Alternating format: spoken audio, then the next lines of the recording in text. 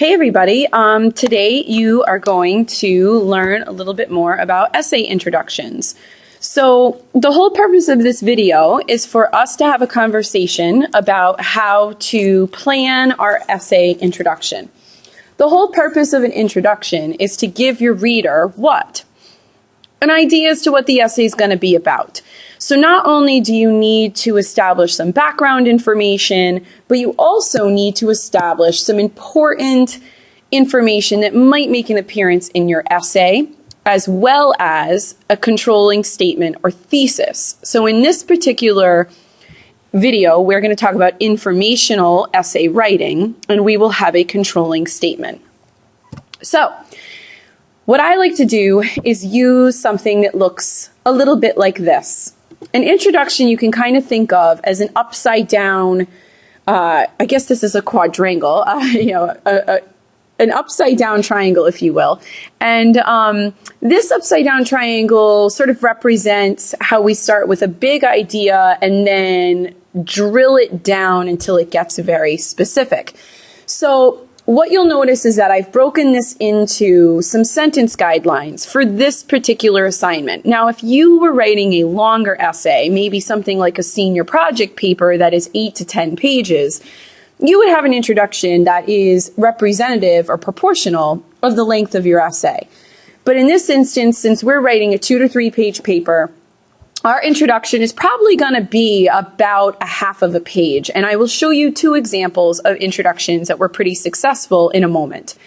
So the first thing I would love for you guys to write down in your notebook is the structure and the outline that I have written here as I go over it. So since we're writing something about the French Revolution, obviously we're going to tailor our discussion today about that topic. So the first thing that I have here is that we're going to write 1 to 2 sentences about the time period and the place. So in this particular essay, we are writing about France. We are also writing about the 1780s. And the French Revolution starts technically in 1789 in July. So on July 14th, 1789, to be specific, with the storming of the Bastille. Remember that you could also refer to the 1780s as the late 18th century, okay? And specifically, we are focusing mostly on Paris, France, but throughout the whole country, there were sparks of revolution. So I'm going to keep it at France for now.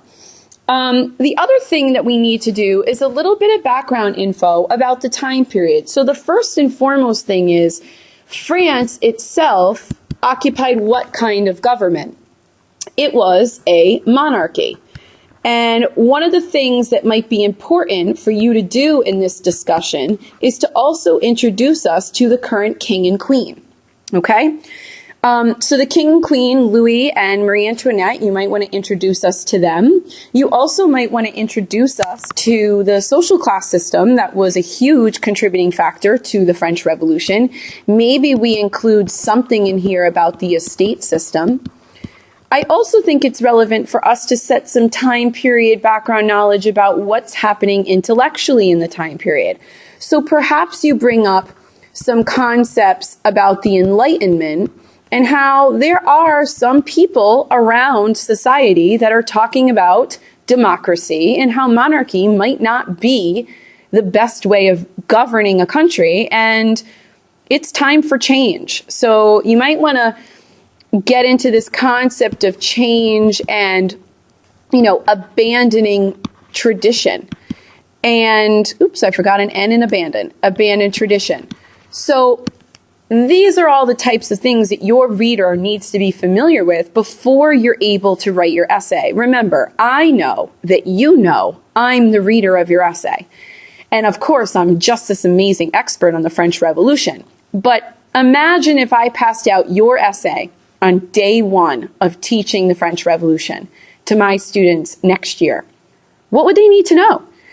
They don't know about the monarchy. They don't know about the Enlightenment. They don't know about Louis and Marie. They don't know about the estate system. You have to inform them. So over here, I'm saying give yourself about 1 to 2 sentences. And you're probably looking at all this stuff and thinking, how could I ever make one sentence? And you're pretty much right. Minimum one sentence. Could you achieve it? Probably, if it's well written. But most of you guys might end up writing 2 sentences, if not 3, for the background. The next thing we need to do is we need to write about what is going to be in the essay. And this is where your choice of what you want to write about comes into play.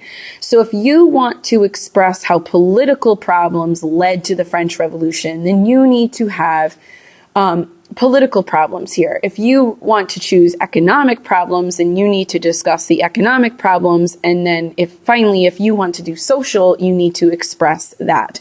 So this is where your body paragraphs, so BP, are briefly previewed. Oops. So they're briefly previewed. Let me erase some of the stuff that's coming from my hands here. So briefly preview these body paragraphs. One sentence basically explaining, maybe for instance, King Louis was an inept leader and made poor choices, And the second one would be, monarchy is outdated and we're no longer going to use it. Some students find that they then want to transition and sort of lead into that controlling statement. So you'll notice that I wrote if necessary. And when you're writing your introduction, you're going to feel, I might need another sentence before I write my controlling statement. Feel free to do that. The last thing is the controlling statement. And this is where we have to be concise, we have to be clear, and we have to address the prompt in a direct manner. Okay, so we want to get at which condition in society led to the French Revolution. Okay? This sentence will be italicized in your essay. That is a rule that we follow all across Barrington High School, grades 9 through 12. So let's see 2 examples of introductions and identify some of these elements.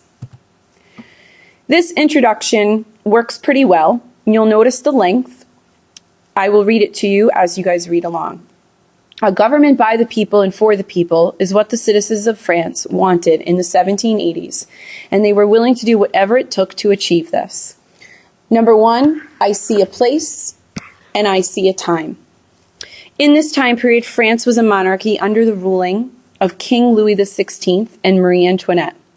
The French estate system separated the French people into 3 different groups. The first estate, clergy, the second estate, nobility, and the third estate, commoners.